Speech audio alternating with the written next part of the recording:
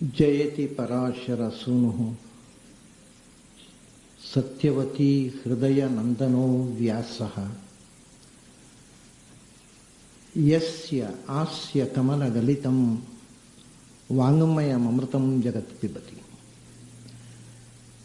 ಭುಜಗ ಭೋಗಾಭಮುದ್ಯಮ್ಯ ಹೃದಯಂ ನಿಜಭುಜಂ ದಕ್ಷಿಣಂ ಲಕ್ಷಣಾಢ್ಯಂ ಲಲಿತ ಮುದ್ರಿಕ್ತ ವಿಜ್ಞಾನ ಮುದ್ರಂ ಭಜ ಭಜ ಅನಂತಮಿತ್ಯಾಲಪಂತಂ ಪ್ರಣತವಾನ್ ಪ್ರಾಣಿನಾಂ ಪ್ರಾಣಭೂತಂ ಪ್ರಣತಿಭಿಃ ಪ್ರೀಣಯೇ ಪೂರ್ಣಬೋಧಂ ಭವದವೋಷ್ಣೇನ ತಾತಪ್ಯಮಾನಾನ್ ಭುವಿ ಪರಂ ನಾಥಂ ಅಪ್ರೇಕ್ಷಮಾಣಾನ್ ಭುವನಮನ್ಯೇನ ಚ ಅನ್ಯೇನ ದೋಷ್ಣ ಭವತು ಭೀರುಮಾ ಇತಿ ನ ಸಾಂತ್ವಯಂತಂ ಪ್ರಣತವಾನ್ ಪ್ರಾಣಿನಾಂ ಪ್ರಾಣಭೂತಂ ಪ್ರಣತಿಭಿಃ ಪ್ರೀಣಯೇ ಪೂರ್ಣಬೋಧಂ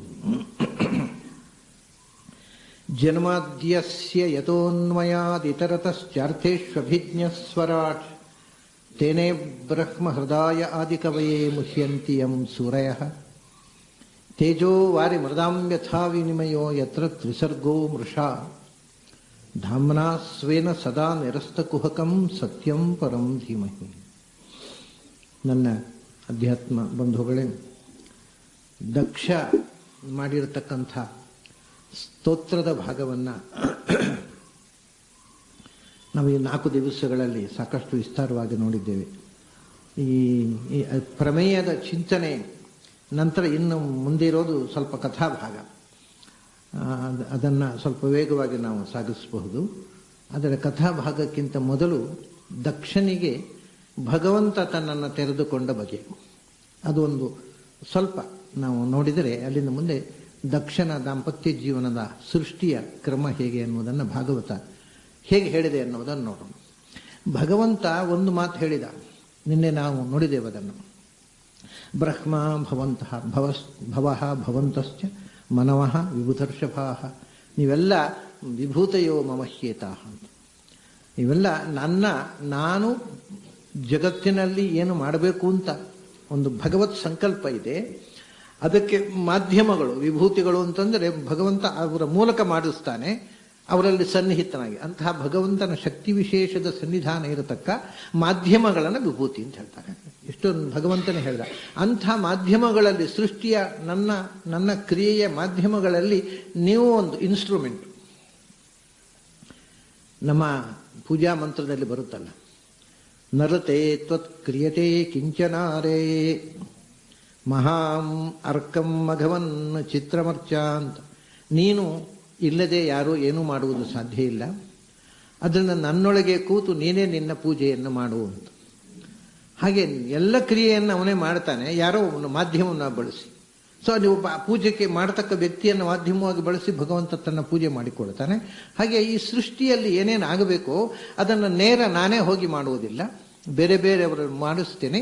ಆ ಮಾಡುವಂಥ ವ್ಯಕ್ತಿಗಳ ಒಳಗೆ ಶಕ್ತಿಯಾಗಿ ನಾನೇ ತುಂಬುತ್ತೇನೆ. ಹಾಗಾಗಿ ನಾನೇ ಮಾಡ್ತೇನೆ ಮತ್ತು ನಾನು ಮಾಡಿಸ್ತೀನಿ ಅಂತ.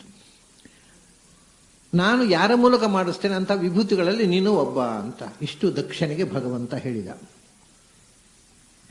ಮುಂದೆ ತಾನು ತನ್ನ ವಿಭೂತಿಗಳ ಬಗ್ಗೆ ತಾನು ಸೃಷ್ಟಿ ಮಾಡಿ ಆ ವಿಭೂತಿಗಳಲ್ಲಿ ತಾನು ತುಂಬುತ್ತೇನೆ ಅಂತ. ಇವು ಬಹಳ ವಿಚಿತ್ರವಾದ ಒಂದು ಶ್ಲೋಕ ಇದೆ ಭಾಗವತದಲ್ಲಿ. ತಪೋ ಮೇ ಹೃದಯ ಸಾಕ್ಷಾತ್ ತನುರ್ ವಿದ್ಯಾ ಕ್ರಿಯಾಕೃತಿ ಅಂಗಾನಿ ಕ್ರತವೋ ಜಾತಾ ಧರ್ಮ ಆತ್ಮ ಅಸವಸ್ಸುರಾಹ ಅಂತ. ಅಂದರೆ ನನ್ನ ಹೃದಯ, ಇದನ್ನು ಶಬ್ದವನ್ನು, ಈ ಸಂಸ್ಕೃತ ಶಬ್ದಗಳನ್ನು ಕನ್ನಡಕ್ಕೆ ಇದ್ದಕ್ಕಿದ್ದ ಹಾಗೆ ಹೇಳಿದರೆ ಅದು ಏನೂ ಕಮ್ಯುನಿಕೇಟ್ ಮಾಡೋಲ್ಲ. ತಪೋಮೇ ಹೃದಯ ಸಾಕ್ಷಾತ್, ನನ್ನ ಹೃದಯವೇ ತಪಸ್ಸು. ತನುರ್ವಿದ್ಯಾ, ನನ್ನ ದೇಹವೇ ವಿದ್ಯೆ. ಕ್ರಿಯಾ ಆಕೃತಿ, ನನ್ನ ಆಕೃತಿಯೇ ಕ್ರಿಯೆ.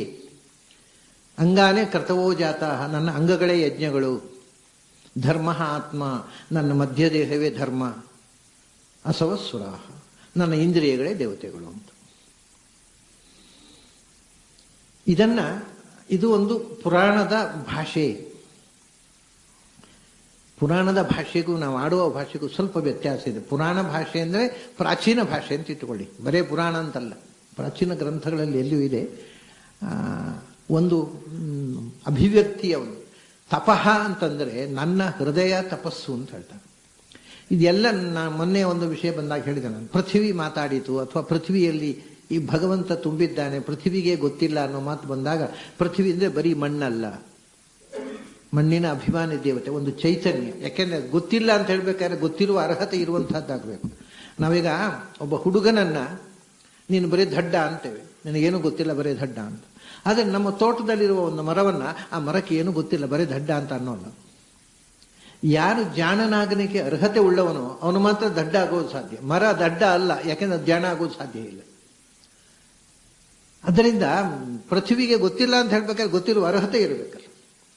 ಆದ್ದರಿಂದ ಎಲ್ಲ ಕಡೆ ಉಪನಿಷತ್ನಲ್ಲಿ ಯಾವುದೇ ಒಂದು ಜಡವನ್ನು ಹೇಳತಕ್ಕ ಶಬ್ದ ಬಂದಾಗ ಅದಕ್ಕೆ ಅದರ ಚೈತನ್ಯವನ್ನ ಅರ್ಥವಾಗಿ ಇಟ್ಟುಕೊಳ್ಳಬೇಕು ಅನ್ನೋದು ಪೂರ್ತಿ ಸಮಗ್ರ ವೈದಿಕ ಸಂಪ್ರದಾಯ ಅದು. ಹಾಗಾಗಿ ಯಾವುದೇ ಒಂದು ಕೇವಲ ಜಡವನ್ನು ಹೇಳುವ ಶಬ್ದ ಸಂಸ್ಕೃತ ಭಾಷೆಯಲ್ಲಿ ಇಲ್ಲ. ಅದೇ ಈಗ ನಾವು ಬರೀ ಜಡವನ್ನು ಹೇಳುವ ಶಬ್ದವನ್ನು ಬಳಸ್ತೇವೆ.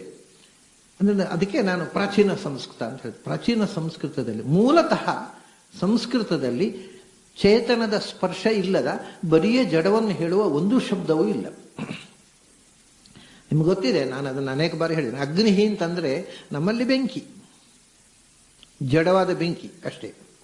ಆದರೆ ಸಂಸ್ಕೃತದಲ್ಲಿ ಅಗ್ನಿಹಿ ಅಂದರೆ ಬೆಂಕಿಯನ್ನು ನಿಯಂತ್ರಿಸ್ತಕ್ಕಂಥ ಒಂದು ದೇವತಾ ಶಕ್ತಿ. ಬರೀ ಜಡವಾದ ಬೆಂಕಿಯನ್ನು ಹೇಳುವ ಶಬ್ದವೇ ಇಲ್ಲ ಸಂಸ್ಕೃತದಲ್ಲಿ. ಅದರಿಂದ ನಮಗೆ ಅಗ್ನಿ ಸಾಕ್ಷಿ ಆಗ್ತಾನೆ, ಮದುವೆಗೆ ಅಗ್ನಿ ಸಾಕ್ಷಿ. ಈಗ ಗೊತ್ತಾಗಿಬಿಟ್ಟಿದೆ ಅದು ಜಡ ಅಂತ, ಅದರಿಂದ ಸಾಕ್ಷಿನ ಮುರಿದ್ರು ಏನು ತೊಂದರೆ ಇಲ್ಲ ಅಂತ ಧೈರ್ಯ ಬಂದಿದೆ. ಮುಂಚೆ ಸಾಕ್ಷಿ, ಅಗ್ನಿ ಸಾಕ್ಷಿಯಾಗಿ ನಾವು ಮಾಡಿಕೊಂಡಿರ್ತಕ್ಕಂಥ ಬಂಧನ ಅದನ್ನು ಹೇಗೆ ಕಳಚಿಕೊಳ್ಳೋದು ಅಂತ, ಸಾಕ್ಷಿ ತಿರುಗಿ ಬೀಳ್ತಾನೆ ಅನ್ನೋ ಭಯ ಇತ್ತು ಹಿಂದೆ. ಈಗ ಅಗ್ನಿ ತಿರುಗಿ ಬೀಳೋಲ್ಲ ಅಂತ ಗೊತ್ತಾಯ್ತು, ಆಮೇಲೆ ಮುರಿದ್ರು ಏನು ಅಡ್ಡಿಲ್ಲ ಅನ್ನತಕ್ಕಂಥ ಧೈರ್ಯ ಬಂತು. ಅಂದರೆ ಅಗ್ನಿ ಸಾಕ್ಷಿ ಆಗ್ಬೇಕಾದ್ರೆ ಅದಕ್ಕೊಂದು ಚೈತನ್ಯ ಇರಬೇಕು, ಜಡ ಸಾಕ್ಷಿ ಆಗೋಲ್ಲ. ಹಾಗೆ ಇಲ್ಲಿ ತಪಃ ಅಂತಂದ್ರೆ ತಪಸ್ಸು ಅಲ್ಲ. ತಪಸ್ಸು ಅಂದ್ರೆ ಏನು? ತಪಸ್ಸು ಅಂದ್ರೆ ಆಳವಾದ ಚಿಂತನೆ. ಸಂಸ್ಕೃತದಲ್ಲಿ ತಪಸ್ಸು ಅಂದ್ರೆ ತಪ ಆಲೋಚನೆ ಅಂತ. ಆಳವಾದ ಚಿಂತನೆ ಆಗೋದು ಎಲ್ಲಿ ಹೇಳಿ? ಹೃದಯದಲ್ಲಿ. ಯಾರಾದ್ರೂ ಆಳವಾದ ಚಿಂತನೆ ಮಾಡುವುದು ಎರಡು ವಿಧವಾಗಿ ಆಳವಾಗಿ ಚಿಂತನೆ ಮಾಡ್ಲಿಕ್ಕೆ ಬರುತ್ತೆ. ಒಂದು ಆಳವಾದ ಚಿಂತನೆ ಇಂಟೆಲೆಕ್ಟಿನಿಂದ, ಇನ್ನೊಂದು ಆಳವಾದ ಚಿಂತನೆ ಇಂಟ್ಯೂಷನ್ನಿಂದ. ಹೃದಯ ಅಂದ್ರೆ ಇಂಟ್ಯೂಷನ್, ಇನ್ನೊಂದು ಇಂಟೆಲೆಕ್ಟ್ ಅಂದ್ರೆ ಬುದ್ಧಿ. ಬೌದ್ಧಿಕವಾದ ಕಸರತ್ತು ಅದು ಆಳವಾದ ಚಿಂತನೆ ಆಗೋದಿಲ್ಲ. ಆದರೆ ಹೃದಯದಿಂದ ಆಳವಾದ ಚಿಂತನೆ ಬಂದಾಗ ಅದು ಇಂಟ್ಯೂಷನಲ್ ಫ್ಲಾಶ್ ಅಂತೇವೆ, ಅದು ಸಹಜವಾಗಿರ್ತದೆ. ಅದು ಎಂದೂ ಸುಳ್ಳನ್ನು ಗ್ರಹಿಸುವುದಿಲ್ಲ. ಬುದ್ಧಿ ಅದು ಬಹಳ ದೊಡ್ಡ ಢೋಂಗಿ ನಾಟಕ ಮಾಡುತ್ತೆ, ಆದರೆ ಹೃದಯ ನಾಟಕ ಆಡೋಲ್ಲ. ಅದರಿಂದ ಬುದ್ಧಿವಂತರಾಗುವ ಬದಲು ಹೃದಯವಂತರಾಗಿ ಅಂತ ಹೇಳ್ತಿದ್ರು ಹಿಂದೆ. ಬುದ್ಧಿ ಮೋಸ ಮಾಡುತ್ತೆ, ಅದು ನಮ್ಮನ್ನೇ ಮೋಸ ಮಾಡಿ, ನಮ್ಮ ಬುದ್ಧಿವಂತಿಕೆ ನಮಗೆ ಟೊಪ್ಪಿ ಹಾಕುತ್ತೆ. ಆದರೆ ಹೃದಯ ಅನ್ನೋದು ಮೋಸ ಮಾಡುವಂಥದ್ದಲ್ಲ, ಅದು ಪ್ರೀತಿಸುವಂಥದ್ದು, ಅದು ಸ್ಫುರಣಶೀಲವಾದಂಥದ್ದು ಹೃದಯವಂತಿಕೆ ಅಂತ. ಬಹಳ ಜನ ವಿದ್ವಾಂಸರು ಒಪ್ಪಲ್ಲ ಇದನ್ನು, ಯಾಕೆಂದ್ರೆ ಅವರಿಗೆ ಹೃದಯವೇ ಇರೋಲ್ಲ. ಅವರ ಬುದ್ಧಿ ಮಾತ್ರ, ಬುದ್ಧಿವಂತಿಕೆ ವಾದ. ಅದು ಬಿಟ್ಟು ಹೃದಯದ ಭಾಷೆ ಅಂತ ಒಂದು ಇಲ್ಲೇ ಇಲ್ಲ ಅಂತ ಒಬ್ಬರು ಭಾಷಣ ಮಾಡಿದ್ರು. ನಾನು ಹೇಳಿದೆ, ಅದು ಹೃದಯ ಇದ್ದವರಿಗೆ ಅರ್ಥ ಆಗತ್ತೆ, ನಿಮಗೆ ಅರ್ಥ ಆಗ್ಲಿಕ್ಕೆ ಇಲ್ಲ ಅದು. ಯಾಕೆಂದ್ರೆ ನಿಮಗೆ ಹೃದಯ ಇಲ್ಲ, ಅದು ಹೃದಯದ ಭಾಷೆ ಹೇಗೆ ಗೊತ್ತಾಗಬೇಕು? ತರ್ಕದ ಭಾಷೆ ಮಾತ್ರ, ಹೃದಯದ ಭಾಷೆ ಅಂತ ಇಲ್ಲ ಅಂತ ಭಾಷಣ ಮಾಡಿಬಿಟ್ರು ಒಬ್ಬರು. ಏನು ಧೈರ್ಯ ನೋಡಿ. ಆದರೆ ಹೃದಯ ಅನ್ನೋದು ಯಾವಾಗಲೂ ಸತ್ಯವನ್ನ ಚಿಂತನೆ ಮಾಡ್ತದೆ ಮತ್ತು ಸತ್ಯವನ್ನು ಆವಿಷ್ಕಾರ ಮಾಡ್ತದೆ. ಅದೇ ತಪಸ್ಸು. ತಪಸ್ಸು ಅಂದ್ರೆ ಡೀಪ್ ಥಿಂಕಿಂಗ್. ಅದು ಹೃದಯದ ಮೂಲಕ ಆಗಬೇಕು, ಬುದ್ಧಿಯ ಮೂಲಕ ಆಗಬಾರದು. ಯಾಕೆಂದರೆ ಮೊಟ್ಟ ಮೊದಲು ತಪಸ್ಸು ಅಭಿವ್ಯಕ್ತ ಆದದ್ದು ನನ್ನ ಹೃದಯದಿಂದ ಅಂತಾನೆ ಭಗವಂತ. ಹಾಗಾಗಿ ಇವತ್ತು ತಪಸ್ಸು ಅನ್ನೋದು ಹೃದಯದ ಕ್ರಿಯೆ ಆಗಬೇಕು, ಬುದ್ಧಿಯ ಕ್ರಿಯೆ ಆಗಬಾರ್ದು. ಬುದ್ಧಿಯಿಂದ ತಪಸ್ಸು ಮಾಡ್ಲಿಕ್ಕೆ ಬರುವುದಿಲ್ಲ. ಬುದ್ಧಿಯಿಂದ ವಾಕ್ಯಾರ್ಥ ಮಾಡಬಹುದು, ತಪಸ್ಸು ಮಾಡ್ಲಿಕ್ಕೆ ಬರುವುದಿಲ್ಲ. ತಪಸ್ಸು ಅಂದ್ರೆ ಕಾಡಿಗೆ ಹೋಗಿ ತಪಸ್ಸಲ್ಲ. ಕಾಡಿಗೆ ಹೋಗಿ ತಪಸ್ಸು ಮಾಡಿದ್ರು ಅಂತ ಅದೇ ಅರ್ಥ. ಋಷಿಗಳೆಲ್ಲ ಕಾಡಿಗೆ ಹೋಗಿ ತಪಸ್ಸು ಮಾಡಿದ್ರು ಅಂದ್ರೆ ಏನೋ ಶೀರ್ಷಾಸನ ಮಾಡಿ ಮರದಲ್ಲಿ ತಲೆ ಕೆಳಗೆ ಕಾಲು ಜೋತು ಬಿದ್ದು ಅದೇನೋ ಅಲ್ಲ ತಪಸ್ಸು ಅಂದ್ರೆ. ತಪಸ್ಸು ಅಂದ್ರೆ ಆಳವಾದ ಚಿಂತನೆ. ಕಾಡಿನಲ್ಲಿ ಹೋಗಿ ಯಾಕೆ ಮಾಡಿದ್ರೆ ಒಂಥರ ಪ್ರೈವಸಿ ಇದೆ, ಈ ಪೇಟೆಯ ಡಿಸ್ಟರ್ಬೆನ್ಸ್ ಇಲ್ಲ, ಏಕಾಂತವಾಗಿದೆ, ಚಿಂತನೆ ಅನುಕೂಲ ಆಗುತ್ತೆ ಅಂತ ಕಾಡಿಗೆ ಹೋಗ್ತಿದ್ರು ಅಷ್ಟೇ. ಕಾಡಿಗೆ ಹೋಗುವುದು ತಪಸ್ಸಲ್ಲ. ಕಾಡಿಗೆ ಹೋಗಿ ಮಾಡುವಂತಹ ಆಳವಾದ ಚಿಂತನೆಗೆ ಬೇಕಾದ ವಾತಾವರಣ ಇದೆ, ಅಷ್ಟಕ್ಕೋಸ್ಕರ ಕಾಡಿಗೆ ಹೋಗ್ತಿದ್ರು. ಇಲ್ಲಿ ಕೂತ್ರೆ ಏನು ತಪಸ್ಸು ಮಾಡೋದು? ನಾವು ಎಲ್ಲಿಯೂ ಆ ವಾತಾವರಣ ನಿರ್ಮಿಸಬಹುದು. ನಾವು ಕಾಡಿನ ವಾತಾವರಣವನ್ನು ಎಲ್ಲಿ ಇದ್ದರೂ ನಾವು ಎಕ್ಸ್ಕ್ಲೂಸಿವ್ ಆಗಿದ್ದರೆ ಇಲ್ಲಿ ಕೂತು ಕೂಡ ತಪಸ್ಸು ಮಾಡಬಹುದು. ಅದು ಅಭ್ಯಾಸದಿಂದ ಸಾಧ್ಯ. ಇಷ್ಟು ಜನರ ಮಧ್ಯೆ ನಾನು ಒಬ್ಬನೇ ಆಗಿ ಇಲ್ಲಿಂದ ಕೂತು ಬಿಡಬಹುದು, ಆಗ ನಾನು ತಪಸ್ಸು ಮಾಡ್ಬೋದು. ಆದರೆ ಕಾಡಿಗೆ ಹೋಗಿಯೂ ಒಬ್ಬನೇ ಆಗದೆ ಮನೆಯನ್ನು ಯೋಚನೆ ಮಾಡ್ತಾ ತಲೆಗಡಿಸಿಕೊಂಡು ತಪಸ್ಸು ಮಾಡದೇ ಇರ್ಬೋದು. ಅದರಿಂದ ಈ ತಪಸ್ಸು ಅನ್ನೋದು ಒಂದು ಮಾನಸಿಕ ಸ್ಥಿತಿ. ಅದಕ್ಕೆ ಬೇಕಾದ ವಾತಾವರಣವನ್ನು ಕಾಡು ಒದಗಿಸುತ್ತೆ ಅಂತ ಕಾಡಿಗೆ ಹೋಗೋದಷ್ಟೇ. ಅಲ್ಲಿ ಏಕಾಂತ ಇದೆ. ಸಾಮಾನ್ಯವಾಗಿ ಸಾಲಿಟ್ಯೂಡ್ ಅನ್ನುವಂಥದ್ದು ಚಿಂತನೆಗೆ ಬಹಳ ಉಪಯುಕ್ತ. ಎಷ್ಟೋ ನಿಮಗೆ ಗೊತ್ತಿದೆ, ನಮ್ಮ ಇತ್ತೀಚೆಗೆ ಕಾಡಿಗೆ ಹೋಗದೇ ಇದ್ದರೂ ಮಹಾನ್ ಕೃತಿಗಳು ನಿರ್ಮಾಣ ಆದದ್ದು ಒಂದು ಸ್ವಾತಂತ್ರ್ಯ ಹೋರಾಟದಲ್ಲಿ ಜೈಲಿನಲ್ಲಿ. ತಿಲಕರ ಗೀತಾ ದರ್ಶನ ನಿರ್ಮಾಣ ಆದದ್ದು ಜೈಲಿನಲ್ಲಿ. ನೆಹರು ಅವರ ಡಿಸ್ಕವರಿ ಆಫ್ ಇಂಡಿಯಾ ಬರೆದದ್ದು ಜೈಲಿನಲ್ಲಿ. ಯಾಕೆಂದರೆ ಅಲ್ಲಿ ಏಕಾಂತ ಇತ್ತು, ಡಿಸ್ಟರ್ಬೆನ್ಸ್ ಇರಲಿಲ್ಲ. ಹಾಗಾಗಿ ಯಾವುದೋ ಒಂದು ಕಾಡಿಗೆ ಹೋಗೋ ಬದಲು ಜೈಲಿಗೆ ಹೋದರು. ಕಾಡಿಗೆ ಹೋಗ್ಬೋದಿತ್ತು, ಹೋಗಿದ್ರು ಜೈಲಿಗೆ ಹೋಗುವ ಅಗತ್ಯ ಬರ್ತಿರ್ಲಿಲ್ಲ. ಕಾಡಿಗೆ ಹೋಗಲಿಲ್ಲ, ಬ್ರಿಟಿಷರು ಜೈಲಿಗೆ ಹಾಕಿದರು. ಜೈಲಿಗೆ ಹೋಗಿ ಒಳ್ಳೆ ಕೆಲಸ ಮಾಡಿದ್ರು, ತಪ್ಪೇನೂ ಇಲ್ಲ. ಅಂದರೆ ಇದು ಹೃದಯ ಕೆಲಸ ಮಾಡುವುದು ಏಕಾಂತದಲ್ಲಿ. ಗುಂಪಿನಲ್ಲಿ ಬುದ್ಧಿ ಕೆಲಸ ಮಾಡುತ್ತೆ. ಅದಕ್ಕೆ ಕಾಡಿಗೆ ಹೋಗಿ ತಪಸ್ಸು ಮಾಡ್ತಿದ್ರು ಅನ್ನೋದು ಇದು ತುಂಬ ತೀರಾ ಸಹಜವಾಗಿರತಕ್ಕಂಥ ಚಿಂತನೆ. ಆಗ ಭಗವಂತ ಹೇಳ್ತಾನೆ, ಆ ಆಳವಾದ ಚಿಂತನೆ ಅನ್ನೋದು ಹೃದಯದಿಂದ ಆಗಲಿಕ್ಕೆ ಕಾರಣ ಏನು ಗೊತ್ತಾ? ಆ ತಪಸ್ಸು ನನ್ನ ಹೃದಯದಿಂದಲೇ ಹುಟ್ಟಿದ್ದು ಅಂತಾನೆ. ಅಂದರೆ ಭಗವಂತ ಹೃದಯದಿಂದ ತಪಸ್ಸು ಹುಟ್ಟುವುದು ಅಂದರೆ ಏನು? ಅದೇ ತಪಸ್ಸು ಅಂದರೆ ಒಂದು ಜಡವಾದ ಕ್ರಿಯೆ ಅಲ್ಲ. ಪ್ರತಿಯೊಂದಕ್ಕೂ ಒಂದು ಚೇತನದ ಸಂಬಂಧ ಇದೆ. ತಪಸ್ಸು ಹೃದಯದ ಕ್ರಿಯೆಯಲ್ಲೋ, ಮನಸ್ಸಿನಿಂದ ನಡೆಯತಕ್ಕಂಥ ಕ್ರಿಯೆ ಅದು. ಅದು ಮಾನಸಿಕ ಕ್ರಿಯೆ. ಮನಸ್ಸಿನ ದೇವತೆ ಯಾರು? ಅಭಿಮಾನಿ, ಶಿವ ಮನೋಭಿಮಾನಿ. ಅವನು ಭಗವಂತ ದಕ್ಷಿಣತ್ರ ಹೇಳ್ತಾನೆ, ತಪೋಮಯ ಹೃದಯ. ಶಿವ ನನ್ನ ಹೃದಯದಿಂದ ಬಂದವನಪ್ಪ. ತವ ಪ್ರಿಯತಮಾದತಿ ಪ್ರಿಯತಮಂ ಸದೈವಾಂತರಂ ಪಯಸಿ ಉಪಹಿತಂ ಘೃತಂ ಸ್ವಯಮೇವ ಶ್ರೀಯೋ ವಲ್ಲಭಂ ಅಂತ ಶಿವಸ್ತುತಿಯಲ್ಲಿ ಹೇಳ್ತಾರಲ್ಲ. ಭಗವಂತನ ಹೃದಯ ಅಂದರೆ ಶಿವನ ಹೃದಯ, ಶಿವನ ಹೃದಯ ಅಂದರೆ ಭಗವಂತನ ಹೃದಯ. ಅಷ್ಟು ಆ ಆತ್ಮೀಯತೆಯನ್ನು ಭಗವಂತ ಹೇಳ್ತಾನೆ. ತಪಸ್ಸಿನ ದೇವತೆಯಾಗಿರತಕ್ಕಂತಹ ಶಿವ ನನ್ನ ಹೃದಯದಿಂದ ಮೂಡಿ ಬಂದವ. ಆದ್ದರಿಂದ ನೀವು ತಪಸ್ಸು ಮಾಡಬೇಕಾದ್ರೆ ಹೃದಯದಿಂದ ಮಾಡಬೇಕು, ಬುದ್ಧಿಯಿಂದ ಮಾಡಲಿಕ್ಕೆ ಬರೋದಿಲ್ಲ ಅಂತ. ತಪೋಮೇ ಹೃದಯ ಸಾಕ್ಷಾತ್, ನೇರ ನನ್ನ ಹೃದಯದಿಂದ ಹುಟ್ಟಿ ಬಂದ ಶಕ್ತಿ ಅದು ಶಿವಶಕ್ತಿ. ಅದು ತಪಸ್ಸು, ತಪಸ್ಸಿನ ದೇವತೆ ಅವನು. ತನುರ್ವಿದ್ಯಾ, ಎರಡನೇದ್ದು ವಿದ್ಯೆ, ವಿಸ್ಟಮ್, ಜ್ಞಾನ. ಜ್ಞಾನ ಅನ್ನೋದು ಎಲ್ಲಿಂದ ಹುಟ್ಟಿತು ಅಂದರೆ ತನುಹು ವಿದ್ಯಾ. ನನ್ನ ಹೃದಯದಿಂದ ತಪಸ್ಸು ಹುಟ್ಟಿತು, ನನ್ನ ಶರೀರದಿಂದ ವಿದ್ಯೆ ಹುಟ್ಟಿತು. ಯಾಕೆಂದರೆ ಅದು ಜ್ಞಾನ ಸ್ವರೂಪ. ಅದು ಇಡೀ ಶರೀರವೇ ಜ್ಞಾನ ಸ್ವರೂಪ. ಅದರಿಂದ ಜ್ಞಾನ ಸ್ವರೂಪವಾದಂತಹ ನನ್ನ ಶರೀರದಿಂದ ಜ್ಞಾನ ದೇವತೆ ಹುಟ್ಟಿದಳು. ಜ್ಞಾನ ದೇವತೆ ಯಾರು? ಪಾರ್ವತಿ. ಧನುರ್ವಿದ್ಯಾ, ನನ್ನ ಇಡೀ ದೇಹವೇ ಜ್ಞಾನ ಸ್ವರೂಪ. ಅದರಿಂದ ಜ್ಞಾನದ ದೇವತೆಯಾದ ಪಾರ್ವತಿ ಹುಟ್ಟಿದ್ಳು. ನನ್ನ ಹೃದಯವೇ ತಪಸ್ಸಿನ ಸ್ಥಾನ, ಆಳವಾದ ಚಿಂತನೆಗೆ ಮೂಲ. ಅದರ ದೇವತೆಯಾಗಿರತಕ್ಕಂಥ ಶಿವ ಹೃದಯದಿಂದ ಹುಟ್ಟಿದ. ಕ್ರಿಯಾ ಆಕೃತಿ ಅಂತ ನೋಡಿ, ತನು ಮತ್ತು ಆಕೃತಿ ನಮಗೊಂದೇ. ತನು ಅಂದ್ರು ಆಕಾರ ಅಂದ್ರೆ ಒಂದೇ. ತನು ಅಂದ್ರೆ ಒಂದು ಫಾರ್ಮು, ಆಕೃತಿ ಅಂದ್ರೆ ಒಂದು ಫಾರ್ಮು ಅಲ್ಲ. ಆಕೃತಿ ಬೇರೆ, ತನು ಬೇರೆ. ಯಾಕೆಂದರೆ ತನು ಅಂದರೆ ಒಂದು ದೇಹ. ದೇಹಕ್ಕೆ ಬೇರೆ ಬೇರೆ ಆಕೃತಿಗಳು ಬರ್ತವೆ. ಖುಷಿಯಾದಾಗ ಒಂದು ಆಕಾರ, ಅವನ ಮೋರೆ ಅರಳಿತು, ಭಾರಿ ಖುಷಿಯಲ್ಲಿದ್ದಾನೆ, ಅದು ಆಕೃತಿ. ಇಲ್ಲ, ಅಳುಮೋರೆ ಹಾಕೊಂಡಿದ್ದಾನೆ, ಅದು ಆಕೃತಿ. ದೇಹ ಒಂದೇ. ದೇಹದಲ್ಲಿ ಬೇರೆ ಬೇರೆ ಎಕ್ಸ್ಪ್ರೆಷನ್ಸ್ ಇವೆಯಲ್ಲ, ಅದನ್ನು ಆಕೃತಿ ಅಂತ.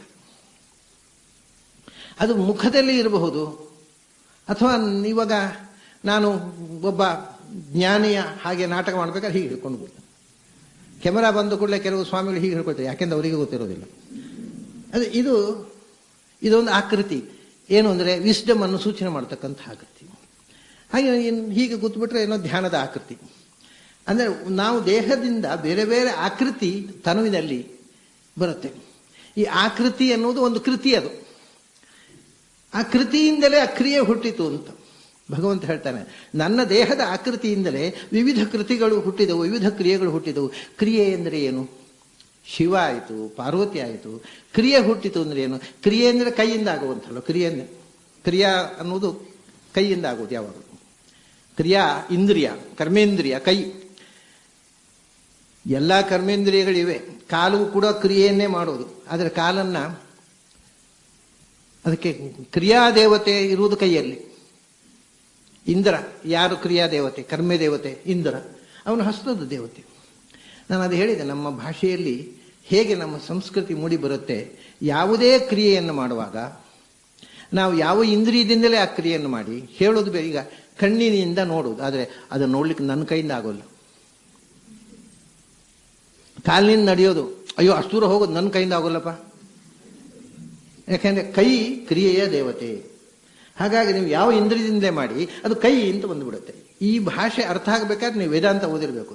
ಎಲ್ಲರೂ ಮಾತಾಡ್ತಾರೆ ನನ್ನ ಕೈಯಿಂದ ಆಗೋಲ್ಲ, ಯಾಕೆ ಹಾಗೆ ಹೇಳಿದೆ ಅಂದ್ರೆ ಗೊತ್ತಿಲ್ಲ ಅವರಿಗೆ. ಕೈ ಕರ್ಮದ ದೇವತೆಯಾದ ಇಂದ್ರನ ಅಧಿಷ್ಠಾನ. ಕ್ರಿಯಾ ಅಂದರೆ ಈ ಕ್ರಿಯಾ ದೇವತೆ ಇಂದ್ರ. ಇಂದ್ರ ಭಗವಂತನ ವಿವಿಧ ಆಕೃತಿಯ ಕೃತಿಗಳ ಮೂಲಕ ಕ್ರಿಯಾ ದೇವತೆಯಾದ ಇಂದ್ರ ಹುಟ್ಟಿದ. ಅಂಗಾನಿ ಕೃತವೋ ಜಾತಾಹ, ಯಜ್ಞವರಾಹ ಅಂತ ನಾವು ಹೇಳ್ತೇವೆ. ವರಾಹ, ಭಗವಂತ ವರಾಹ ರೂಪ ಧರಿಸಿದಾಗ ಈ ವರಾಹನಿಗೆ ಬಹಳ ತುಂಬ ಕೂದಲುಗಳಿರ್ತವೆ. ವರಾಹದಲ್ಲಿ 2 ವರಾಹಗಳಿವೆ. ಅಂದರೆ ತುಂಬ ಕಣೆಹಂದಿ ಅಂತ ಒಂದಿದೆ, ಪಾರ್ಕ್ಯುಪೈನ್ ಅಂತಾರೆ ಇಂಗ್ಲಿಷ್ನಲ್ಲಿ. ಇನ್ನೊಂದು ಗುಂಡು ತಾಗದಂಥ ಗಟ್ಟಿಮೈಯ ರೋಮಗಳಿರತಕ್ಕ, ದಪ್ಪ ಚರ್ಮ ರೋಮ ಇರತಕ್ಕಂಥ ಕಾಡು ಹಂದಿ, ಅದಕ್ಕೆ ಬೋರ್ ಅಂತಾರೆ ಇಂಗ್ಲಿಷ್ನಲ್ಲಿ. ಹಿಗ್ಗಲ್ಲ, ಬೋರ್. ಅದನ್ನು ಒಂದು ಪಾರ್ಕ್ಯುಪೈನ್. ಇದು ಬೋರ್. ನಮಗೆ ಬೋರ್ ಆಗತ್ತೆ ಪುರಾಣ ಕೇಳುವಾಗ, ಬಟ್ ಅದು ಗೊತ್ತಾಗೋಲ್ಲ. ಆ ಬೋರಿಗಿಂತ ಈ ಬೋರ್ ಹೆಚ್ಚು ಪರಿಚಯ ಆಗಿರುತ್ತೆ. ಬೋರ್ ಅನ್ನೋದನ್ನ ಯಜ್ಞವರಾಹ ಅಂತಾರೆ. ಭಗವಂತ ಆ ಕಾಡು ಹಂದಿಯ ರೂಪ ತೊಟ್ಟ ಅವನು ಮೈಯ ರೋಮಗಳನ್ನು ಝಾಡಿಸಿದಂತೆ ಆ ರೋಮಗಳಿಂದ ಯಜ್ಞದ ಸಲಕರಣೆಗಳೆಲ್ಲ, ಸುರುಕು, ಸುರುವ, ದರ್ಭೆ ಎಲ್ಲ ಸೃಷ್ಟಿಯಾಯಿತು ಅಂತ. ಅದನ್ನೇ ಅಂಗಾನಿ ಕರ್ತವೋ ಜಾತಾಹ, ನನ್ನ ಅಂಗಾಂಗಗಳಿಂದ, ನನ್ನ ರೋಮಕೂಪಗಳಿಂದ ಯಜ್ಞದ ಸಲಕರಣೆಗಳಾಗಿರತಕ್ಕಂಥ ದರ್ಭೆ ಇತ್ಯಾದಿಗಳು ಸೃಷ್ಟಿ. ಸಮಿಧೆ, ದರ್ಭೆ, ಸುರುಕು, ಸುರುವ ಎಲ್ಲ ನನ್ನ ಅಂಗದಿಂದ ನಿರ್ಮಾಣ ಆಯಿತು. ಅಂಗಾನಿ ಕ್ರತವೋ ಜಾತಾಹ. ಅದರಿಂದಲೇ ಭಗವಂತನ ಉಪಾಸನೆಗೆ ಕರ್ತುಗಳು ಅಂಗಗಳಾದವು. ಕರ್ತುಗಳೇ ಭಗವಂತನ ಆರಾಧನೆ ಅಂಗ. ನಾವು ಭಗವಂತನ ಆರಾಧನೆ ಮಾಡೋದು ಅಂದರೆ ಕ್ರತು. ಕ್ರತು ಅಂದರೆ, ಕ್ರತು ಅನ್ನೋ ಶಬ್ದ ಉಂಟಲ್ಲ, ಕ್ರತು ಅನ್ನೋದಕ್ಕೆ ಸಂಸ್ಕೃತದಲ್ಲಿ 2 ಅರ್ಥ ಇದೆ. ಓಂ ಕ್ರತೋ ಸ್ಮರ, ಕೃತಂಗ ಸ್ಮರ. ಕ್ರತು ಅಂದರೆ ಜ್ಞಾನ ಅಂತ ಅರ್ಥ ಒಂದು. ಇಲ್ಲಿ ಕ್ರತು ಅಂತಂದರೆ ಯಜ್ಞ ಅಂತ ಅರ್ಥ. ಯಾಕೆಂದ್ರೆ ವಸ್ತುತಃ ಕ್ರತು ಅಂದರೆ ಜ್ಞಾನ. ಯಾಕೆ ಗೊತ್ತುಂಟಾ? ಕ್ರತು ಅಂದರೆ, ಕ್ರ ಅಂದರೆ ಕರ್ಮ. ಕರ್ಮದಿಂದ ತಾರಯತೀತಿ ಕ್ರತು. ನಮ್ಮನ್ನು ಕರ್ಮದ ಬಂಧನದಿಂದ ಪಾರು ಮಾಡುವಂತಹದ್ದು ನಿಜವಾದ ಕೃತಿ. ಆದರೆ ಮುಳ್ಳಿನಿಂದ ಮುಳ್ಳು ತೆಗೆಯುವುದು ಅಂತ ಹೇಳ್ತಾರಲ್ಲ, ಹಾಗೆ ಕರ್ಮದಿಂದ ಪಾರಾಗುವುದಕ್ಕೆ ಮಾಡುವ ಕರ್ಮವೂ ಕರ್ತು ಆಗುತ್ತೆ. ಯಾವುದು ಕರ್ಮ ಬಂಧಕ ಆಗುತ್ತೋ ಅದು ಕರ್ತು ಆಗೋದಿಲ್ಲ. ಮುಳ್ಳಿನಿಂದ ಮುಳ್ಳು ತೆಗೆದ ಹಾಗೆ ಕರ್ಮದಿಂದಲೇ ಕರ್ಮವನ್ನು ಕಳಚಿಕೊಳ್ಳುವುದು. ಅಂದರೆ ಅದು ಜ್ಞಾನಮುಖವಾದಾಗ, ಅದರಲ್ಲಿ ಫಲಾಪೇಕ್ಷೆ ಇಲ್ಲದೆ ಭಗವದ್ ಅರ್ಪಣ ಬುದ್ಧಿಯಿಂದ ಕರ್ಮ ಮಾಡಿದಾಗ ಅದು ಕೃತವಾಗುತ್ತೆ. ಅದು ಕರ್ಮ ಬಂಧನದಿಂದ ಕಳಚುವುದಕ್ಕೆ ಕಾರಣವಾಗುತ್ತೆ. ತತ್ಕರ್ಮ, ವಿಷ್ಣು ಪುರಾಣದಲ್ಲಿ ಒಂದು ಮಾತಿದೆ, ತತ್ಕರ್ಮ ನಬಂಧಾಯ ಸಾ ವಿದ್ಯಾ ಯಾ ವಿಮುಕ್ತೆ. ಯಾವುದು ನಮ್ಮನ್ನು ಬಂಧನಕ್ಕೆ ಸಿಲುಕಿ ಹಾಕುವುದಿಲ್ಲವೋ ಅದು ನಿಜವಾದ ಕರ್ಮ, ಅದು ಕರ್ತು. ಯಾವುದು ಬಂಧನಕ್ಕೆ ಹಾಕತ್ತೆ ಅದು ಕರ್ತು ಆಗೋದು. ಅದರಿಂದ ಯಜ್ಞಕ್ಕೆ ಕ್ರತು ಅಂತ ಹೇಳಿ, ಯಜ್ಞ ಕ್ರತುವಾಗಬೇಕು. ನಮ್ಮನ್ನು ಮತ್ತಷ್ಟು ಕರ್ಮದಲ್ಲಿ ಸಿಲುಕಿ ಹಾಕುವುದಲ್ಲ, ನಮ್ಮನ್ನು ಕರ್ಮದ ಬಂಧನದಿಂದ ಕಳಚಿಕೊಳ್ಳುವುದಕ್ಕೆ ಪ್ರೇರಕವಾದಂತಹ ಕ್ರಿಯೆ ಆಗಬೇಕದು. ಆಗ ಕ್ರತು ಆಗತ್ತೆ, ಆವಾಗ ಯಜ್ಞ ಆಗತ್ತೆ. ಅಂಥ ಕ್ರತು ಅಂಗಾನಿ ನನ್ನ ಅಂಗಗಳಿಂದ ಹುಟ್ಟಿದವು. ಧರ್ಮ ಆತ್ಮ ಅಸವಸುರಾಹ ಅಂತ. ಆತ್ಮ ಅಂತಂದರೆ ಈ ಶಬ್ದಕ್ಕೆ ತುಂಬಾ ಅರ್ಥಗಳಿವೆ. ಆತ್ಮ ಶಬ್ದಕ್ಕೆ ಸಂಸ್ಕೃತದಲ್ಲಿ ಒಂದು ಆತ್ಮ ಅಂತಂದ್ರೆ ಈ ಸ್ಥೂಲ ಶರೀರಕ್ಕೂ ಆತ್ಮ ಅಂತಾರೆ. ಅಂದ್ರೆ ಅದು ಒಳಗಿಂದೊಳಗೆ. ಮೊಟ್ಟ ಮೊದಲು ಒಂದು ಮಗುವಿಗೆ ಆತ್ಮ ಅಂತ ನಾವು ತೋರಿಸುವಾಗ ಅವು ದೇಹವನ್ನು ತೋರಿಸುವುದಲ್ವ, ಯಾವುದೋ ಒಬ್ಬ ವ್ಯಕ್ತಿಯನ್ನು ತೋರಿಸುವಾಗ. ಸೊ ಆ ಮಗು ಏನು ತಿಳ್ಕೊಳ್ಳುತ್ತೆ, ಈ ದೇಹವೇ ಆತ್ಮ ಅಂತ. ಮೊಟ್ಟ ಮೊದಲು ನಮಗೆ ಆತ್ಮ ಅಂತ ಅಂದರೆ ಅರ್ಥ ಆಗೋದು ದೇಹ ಅಂತ. ಸ್ವಲ್ಪ ಬೆಳೆದೆವು. ಸ್ವಲ್ಪ ಬೆಳೆದಾಗ ಆತ್ಮ ಅಂದರೆ ದೇಹ ಅಲ್ಲ. ಯಾಕೆಂದರೆ ಅವನು ಪರೀಕ್ಷೆ ಮಾಡ್ತಾ ಅವನ ಇಡೀ ದೇಹದ ಅಸ್ತಿತ್ವ, ಆ ಟೆಂಪರೇಚರು, ಹಾರ್ಟ್ ಬೀಟ್ಸು ಎಲ್ಲ, ಇಡೀ ಫಂಕ್ಷನಿಂಗ್ ಸೆಂಟರು ಹಾರ್ಟ್ ಇರುವುದು ಹೃದಯದಲ್ಲಿ, ಮಧ್ಯ ದೇಹದಲ್ಲಿ. ಅದರಿಂದ ಆತ್ಮ ಅಂದರೆ ದೇಹ ಅಲ್ಲ, ಸಂದೇಹ ಅಂತ. ಸಂದೇಹ ಅಂದರೆ ನಾವು ಕನ್ನಡದ ಸಂದೇಹ ಅಲ್ಲ, ಸಂಸ್ಕೃತದ ಸಂದೇಹ ಅಂದರೆ ಮಧ್ಯದೇಹ ಅಂತ ಅರ್ಥ. ಇಡೀ ದೇಹ ಅನ್ನೋದಕ್ಕಿಂತ ಅವನು ಹೋದ ಮಧ್ಯ ದೇಹ, ದೇಹದ ಇಂಪಾರ್ಟೆಂಟ್ ಆಗಿರತಕ್ಕಂಥ ಭಾಗ ಉಂಟಲ್ಲ ಅದು ಆತ್ಮ ಅಂತ ಸ್ವಲ್ಪ ಬೆಳೆದಾಗ ಹುಡುಗನಿಗೆ ಅರ್ಥ ಆಯಿತು. ಆ ದೇಹದ ಮಧ್ಯದಲ್ಲಿ ಏನು ವಿಶೇಷ? ಮಧ್ಯ ದೇಹದಲ್ಲಿ ಅವನು ಮನಸ್ಸು ಇದೆ. ಅವನು ಮನಸ್ಸು ಕೆಲಸ ಮಾಡಿದಾಗ ವ್ಯಕ್ತಿ ಇದ್ದಾನೆ ಅಂತ ಹೇಳ್ತಾರೆ. ಮನಸ್ಸು ಕೆಲಸ ಮಾಡ್ತಿದೆ ಅವನು ಸತ್ತ ಅಂತಾರೆ. ಅವನು ಕ್ರಿಯೆ, ಚಲನ ಮತ್ತು ಮನಸ್ಸು, ಮನನ, ಇದು ಒಂದು ಅಸ್ತಿತ್ವದ ಸಂಕೇತ. ಅದರಿಂದ ಆತ್ಮ ಅಂದರೆ ಮನಸ್ಸು. ಇದು ನಾವು ಒಳಕ್ಕೆ ಹೋದ ಹಾಗ, ನಾವು ಬೆಳೆದ ಹಾಗೆ ಶಬ್ದಕ್ಕೆ ಅರ್ಥ ಅದು ಒಳಕ್ಕೆ ಹೋಗುತ್ತೆ, ಅರ್ಥ ಅಂತರ್ಗತವಾಗ್ತಾ ಹೋಗ್ತದೆ. ಹೊರಗಿನ ಬಾಹ್ಯ ಮೊದಲು ನಮಗೆ ಫಾರ್ಮ್ ಇಸ್ ದ ಮೀನಿಂಗ್, ಆಮೇಲೆ ಒಳಗೆ ಎಸೆನ್ಸ್ ಇಸ್ ದ ಮೀನಿಂಗ್. ಹಾಗೆ ಅಲ್ಲಿನ ಮನಸ್ಸು ಆತ್ಮ ಅಂತ ಅರ್ಥ. ಹೀಗೆ ಒಳಗೆ ಹೋದ ಕಡೆಗೆ ಆ ಮನಸ್ಸು ಯೋಚಿಸುವುದು ಅಲ್ಲಲ್ಲ, ಮನಸ್ಸಿನಿಂದ ಯೋಚಿಸುವುದು. ಹಾಗಾದ್ರೆ ಮನಸ್ಸಿನಿಂದ ಯಾರು ಯೋಚಿಸ್ತಾನೋ ಅವನು ಆತ್ಮ. ಅಲ್ಲಿಂದ ಮನಸ್ಸು ಅನ್ನೋದು ಒಂದು ಇನ್ಸ್ಟ್ರೂಮೆಂಟು, ಅದನ್ನು ಬಳಸುವಂತಹ ಒಂದು ಚೇತನ ಉಂಟಲ್ಲ, ಸೋಲ್ ಅಂತ ಹೇಳ್ತೇವೆ, ಅದು ಆತ್ಮ.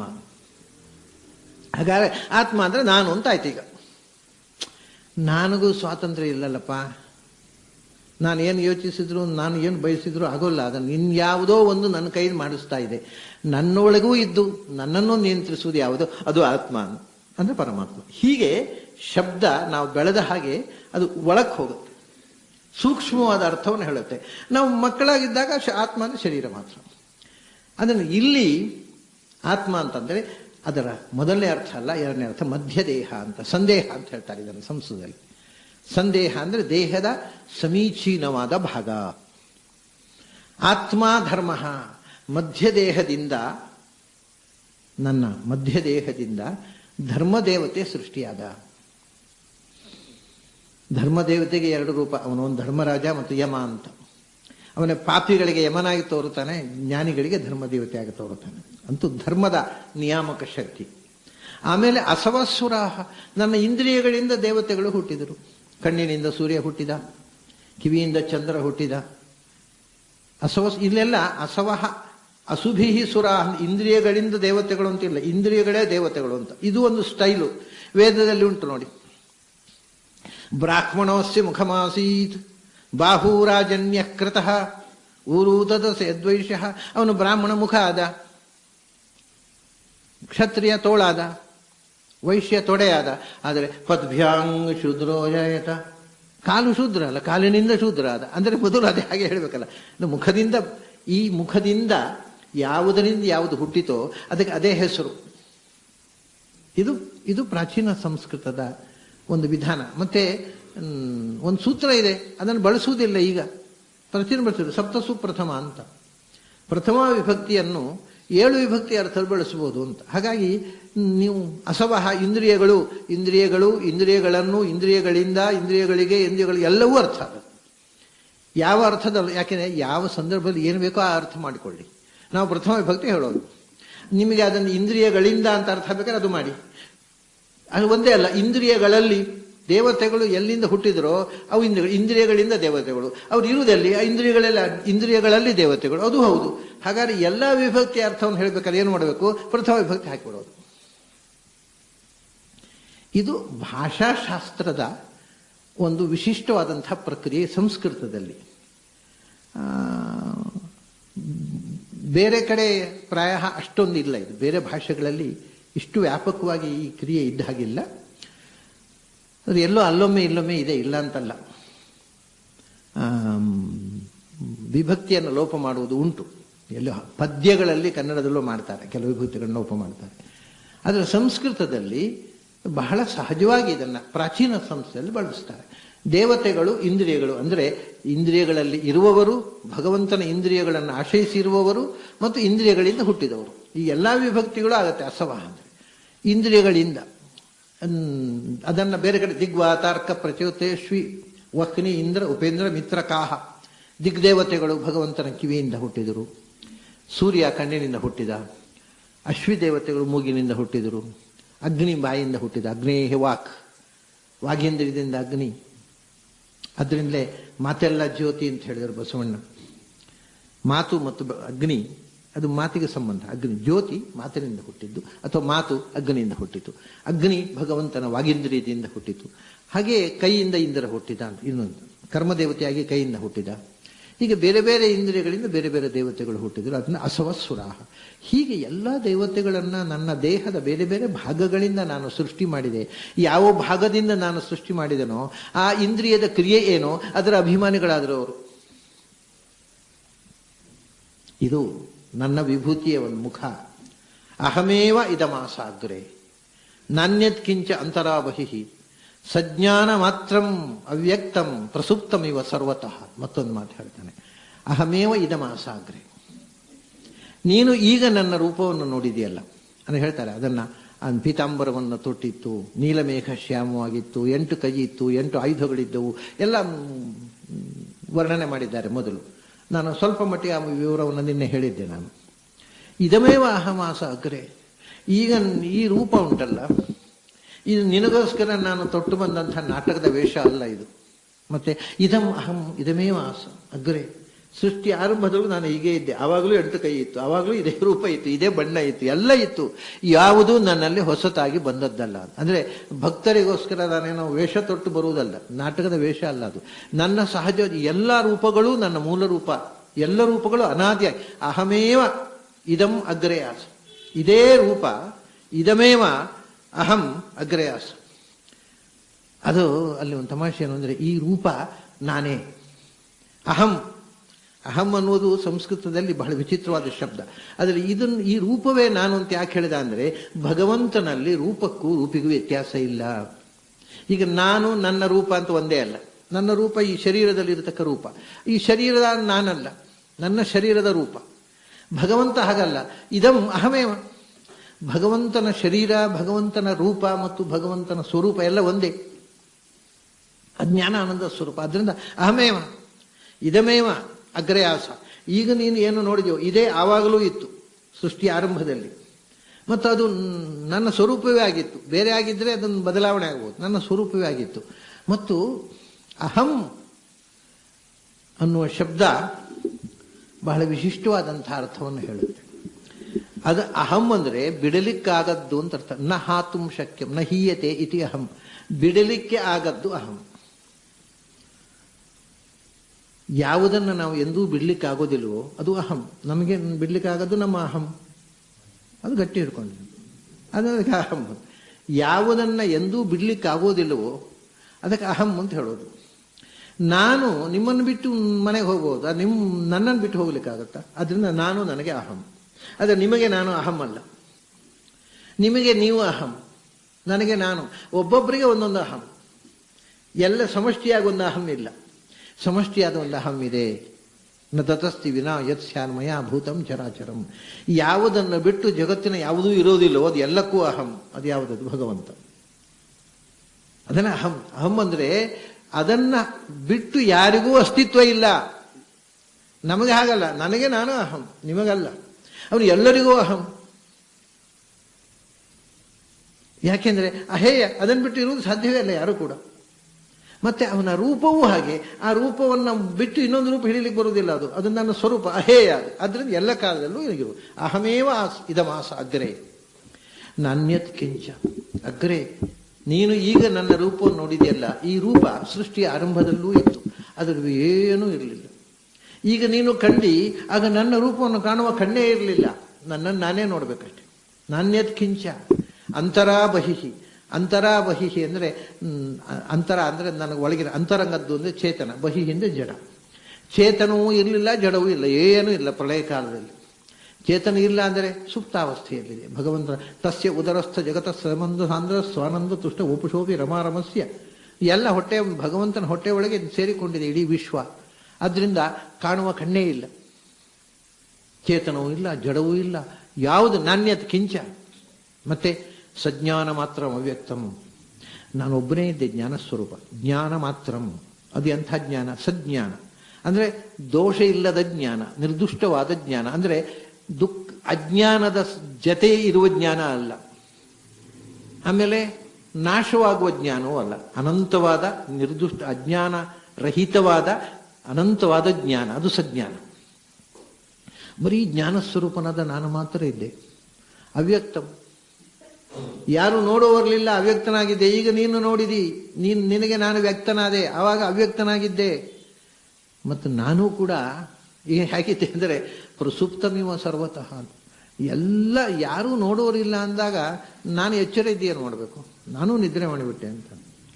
ನಿದ್ರೆ ಮಾಡಲಿಲ್ಲ, ಯೋಗ ನಿದ್ರೆ, ಭಗವಂತ ಪ್ರಳಯಕಾಲ ನಿದ್ರೆ ಮಾಡಿದ ಅಂದರೆ ನಿದ್ರೆ ಮಾಡಿದ ನಿರ್ವ್ಯಾಪಾರ. ನಿದ್ರೆ ಮಾಡಿದಾಗ ಏನೂ ಮಾಡೋಲ್ಲ. ಹಾಗೆ ಭಗವಂತ ಸೃಷ್ಟಿ ವ್ಯಾಪಾರ ಮಾಡಿದ ಸುಮ್ಮನೆ ಇದ್ದ ಅಲ್ವಾ. ಅದಕ್ಕೆ ನಾನು ಕೂಡ ನಿದ್ರಿಸಿದವರಂತೆ ಸುಮ್ಮನೆ ಇದ್ದೆ, ಯಾರು ನೋಡುವರು ಇರಲಿಲ್ಲ ನನ್ನನ್ನು. ಬಟ್ ನಾನು ಇದ್ದೆಪ್ಪ ಆಗಲು, ಹೀಗೆ ಇದ್ದೆ, ಯಾರೂ ನೋಡಲಿಲ್ಲ ಅಂತ ಪರಿಹಾಸ ಮಾಡ್ತಾನೆ ಭಗವಂತ. ಅದರಿಂದ ಏನು ಮೈ ಅನಂತ ಗುಣೇ ಅನಂತೆ ಗುಣತೋ ಅನಂತ ವಿಗ್ರಹೇ ಯದಾಸೀತ್ ತಥೇವಾದ್ಯ ಸ್ವಯಂಭೂ ಸಮಭೂತ್ ಅಜಃ. ನಾನು ಏನಾಗಿದ್ದೆ ಆವಾಗ, ಇವಾಗಲೂ ಆವಾಗಲೂ ಅನಂತ ಗುಣನು ಗುಣತಃ ಅನಂತನೂ ಆಗಿದ್ದೆ. ಏನು ಹಾಗಂದ್ರೆ ಅನಂತ ಗುಣನು ಗುಣತಃ ಅನಂತನೂ ಆಗಿದ್ದೆ. ನನ್ನ ಗುಣಗಳು ಅನಂತ ಮತ್ತು ಆ ಒಂದೊಂದು ಗುಣವೂ ಅನಂತ. ಗುಣತಃ ಅಂದರೆ ಒಂದೊಂದು ಗುಣದ ವಿವಕ್ಷೆಯಿಂದಲೂ ಒಟ್ಟು ಗುಣಗಳು ಅನಂತ. ಇಷ್ಟು ಅಂತ ಲೆಕ್ಕ ಮಾಡ್ಲಿಕ್ಕೆ ಬರೋದಿಲ್ಲ. ಆ ಅನಂತವಾದ ಗುಣದಲ್ಲಿ ಒಂದೊಂದು ಗುಣ ಉಂಟಲ್ಲ, ಅದು ಕೂಡ ಅನಂತ, ಅದು ಕೊನೆ ಇಲ್ಲ. ಅದರಿಂದ ಅನಂತ ಗುಣ ಗುಣತಃ ಅನಂತ. ಮೈ ಅನಂತ ಗುಣೇ ಅನಂತೆ ಗುಣತಃ. ಮತ್ತೆ ಅಂಥ ತಮಾಷೆ ಅಂದರೆ ಒಂದೊಂದು ನನ್ನಲ್ಲಿ ಅನಂತ ಗುಣಗಳಿವೆ, ಒಂದೊಂದು ಗುಣಕ್ಕೂ ಅಂತ ಇಲ್ಲ. ಅಂಥ ಅನಂತ ಗುಣಗಳಿರುವ ಅನಂತವಾದ ಅನಂತ ಗುಣಗಳಿರುವ ಅನಂತ ಗುಣಗಳು ನನ್ನಲ್ಲಿ ಇರುವಂತಹ ನನ್ನ ರೂಪಗಳು ಅನಂತ. ಅನಂತ ವಿಗ್ರಹ. ನಾನು ಒಂದು ರೂಪ ಅಲ್ಲ, ಅನಂತ ರೂಪಗಳು. ಅನಂತ ರೂಪಗಳು, ಅನಂತ ರೂಪಗಳಲ್ಲೂ ಅನಂತ ಗುಣಗಳು, ಒಂದೊಂದು ಗುಣವೂ ಅನಂತ. ಇದು ಭಗವಂತ ತನ್ನ ಬಗ್ಗೆ ಅವನು ಹೇಳಿಕೊಂಡದ್ದು. ಯದಾಸೀತ್ ತತಃ, ಆ ಅನಂತರಾಗಿರತಕ್ಕ ನನ್ನ ನಾಭಿಯಿಂದ ಒಂದು ಹುಟ್ಟಿತು. ಏನು ಹುಟ್ಟಿತು? ಬ್ರಹ್ಮಾಂಡ ಅನ್ನತಕ್ಕಂಥ ಕಮಲ ಹುಟ್ಟಿತು ನಾಭಿಯಿಂದ. ಯದಾಸೀತ್ ಏನೊಂದ ಅದರಲ್ಲಿ ಮೊದಲು ಹುಟ್ಟಿತು. ತಸ್ಮಾತ್ ವಿರಾಡ ಜಾಯತ, ಬ್ರಹ್ಮಾಂಡ ಹುಟ್ಟಿತು. ಆ ಬ್ರಹ್ಮಾಂಡದ ತಥೇವ ಆದ್ಯ ಸ್ವಯಂಭೂ ಸಮಭೂತ್ ಅಜಃ. ಆ ಬ್ರಹ್ಮಾಂಡದಲ್ಲೇ ಮೊದಲ ಮಗ ಹುಟ್ಟಿದ, ಆದ್ಯ ಮೊದಲ ಜೀವ. ಯಾರವನು? ಸ್ವಯಂಭೂ, ಭಗವಂತನಿಂದ ಹುಟ್ಟಿದ. ಅಜಃ ಸ್ವಯಂಭೂ ಅಂತ ಹೆಸರು. ಚತುರ್ಮುಖ, ಆದ್ಯ ಮೊದಲ ಜೀವ. ನನ್ನ ಉದರದಿಂದ ಹುಟ್ಟಿರತಕ್ಕಂಥ ಬ್ರಹ್ಮಾಂಡ ಅನ್ನತಕ್ಕಂಥ ಕಮಲದಿಂದ ಒಂದು ಮೊದಲ ಜೀವ ಹುಟ್ಟಿತು, ಅವನೇ ಚತುರ್ಮುಖ. ಯದಾಸೀತ್ ತಥೇವ ಆದ್ಯ ಸ್ವಯಂಭೂ ಸಮಭೂತಜಃ. ಹೀಗೆ ಹೇಳಿ, ಅದರಿಂದ ನಾನು ನಿನ್ನ ಜೊತೆಗಿದ್ದೇನೆ, ನೀನು ನನ್ನ ವಿಭೂತಿ, ಸೃಷ್ಟಿ ಕಾರ್ಯವನ್ನು ಮುಂದುವರಿಸು. ನೀನು ಅದಕ್ಕೆ ಇನ್ನು ಮುಂದೆ ಸೃಷ್ಟಿ ಕಾರ್ಯ ಮುಂದುವರಿಸುವುದಕ್ಕೆ ನಿನಗೆ ಸಹಾಯಕಳಾಗಿ ನಿನ್ನ ಪತ್ನಿ ಅಸಿಕ್ನಿಯನ್ನು ಮದುವೆಯಾಗು, ನೀವು ಗಂಡ ಹೆಂಡತಿ ಜೊತೆಯಾಗಿ ಸೃಷ್ಟಿಯನ್ನು ವಿಸ್ತರಿಸಿ ಅಂತ ಹೇಳಿದ ಭಗವಂತ ತಿರೋಹಿತನಾದ.